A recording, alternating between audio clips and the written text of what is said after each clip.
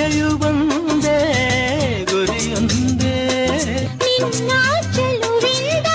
ನಿನ್ನ ಒಲವಿಂದ ನನ್ನಲ್ಲಿ ತಂದೆ ಆನಂದ ಈ ಸಂತೋಷ ಸೌಭಾಗ್ಯ ನಿನ್ನಿಂದ ಜೀವನದಾಗಿದೆ ಅವಜನಾಗಿದೆ ಬಾಳು ಹಾಡಾಗಿದೆ ನಿನ್ನ ಸೇರಿ ನಾನು ಜೀವವು